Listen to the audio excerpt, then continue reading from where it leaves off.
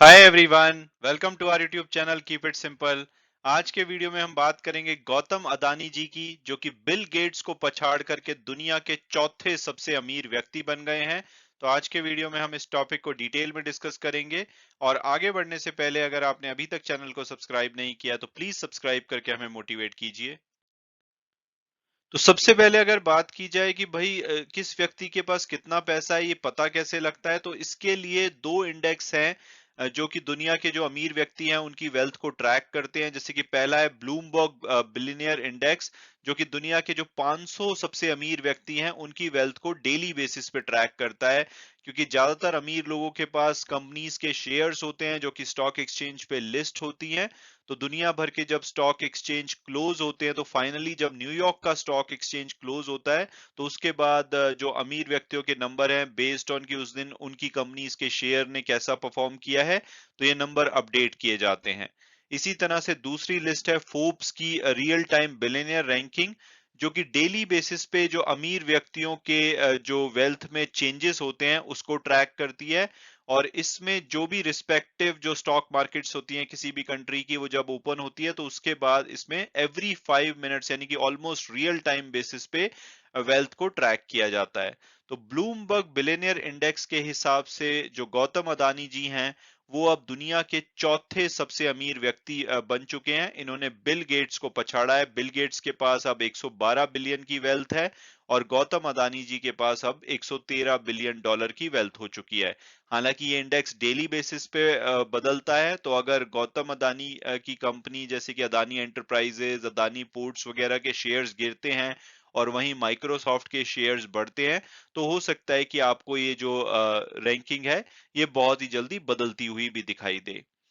और इसके अलावा अगर फोर्ब्स की रियल टाइम बिलियनियर रैंकिंग के हिसाब से देखा जाए, तो उसके हिसाब से भी गौतम अदानी अब चौथे नंबर पे आ चुके हैं। इनके पास 115.7 बिलियन की वेल्थ है। अगेन ये जो भी इनकी असेट्स होती है थोड़ी बहुत डिफर करती हैं, उनकी वैल्यू डिफर करती है, तो इसलिए थोड़ा बहुत आप अंतर देखते हैं। क्योंकि फोर्ब्स की जो रियल टाइम बिलियनियर रैंकिंग है उसके हिसाब से बर्नार्ड अर्नोल्ट एंड फैमिली दूसरी सबसे अमीर फैमिली है दुनिया की, और तीसरे नंबर पे जेफ बेजोस आते हैं।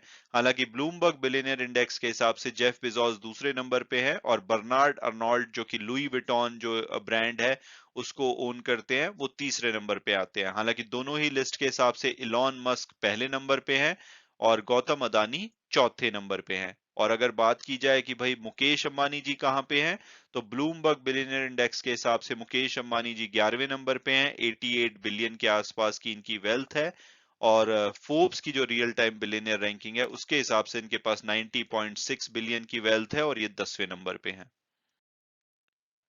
तो आज की डेट में तो मिस्टर गौतम अदानी जी का टाइम चल रहा है, क्योंकि बहुत ही तेजी से ये अमीरों की जो लिस्ट है उसमें आगे बढ़ते जा रहे हैं। अभी कुछ टाइम पहले ये टॉप 10 में आए थे, अब आज की डेट में नंबर 4 पे पहुंच गए हैं। इन्होंने बिल गेट को पछाड़ा है। अब बिल गेट से इनके पास 230 मिलियन डॉलर ज्यादा वेल्थ है ब्लूमबर्ग बिलियनियर इंडेक्स के हिसाब से।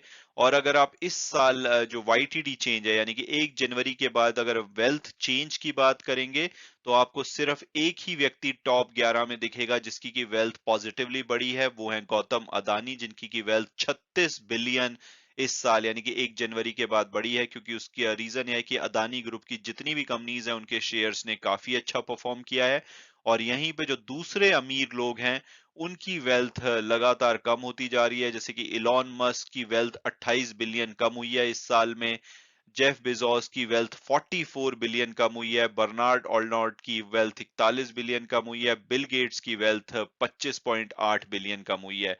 यहाँ पे मुकेश अंबानी जी की भी वेल्थ लगभग 2 बिलियन कम हुई है। तो वहीं पे जहाँ पे हर व्यक्ति अपनी वेल्थ कम हो रही है क्योंकि शेयर्स गिर रहे हैं कंपनीज के, तो गौतम अदानी जी यहाँ पे एक एक्सेप्शन है जिनकी की वेल्थ लगातार बढ़ती जा रही है। और बिल गेट्स जी जो इनसे पीछे हुए हैं उसके पीछे एक तो वो काफी ज्यादा दान कर रहे हैं। अभी उन्होंने लास्ट वीक अनाउंस किया है कि वो 20 billion dollar bill and Melinda Gates foundation को देंगे। अपना जो दान पुण्य का ये काम करते रहते हैं। और इसके अलावा जो इनकी कंपनी माइक्रोसॉफ्ट है, अगर आप देखेंगे तो टेक कंपनीज के शेयर काफी खराब परफॉर्म किया है इस साल में, नेस्डैक काफी गिरा है।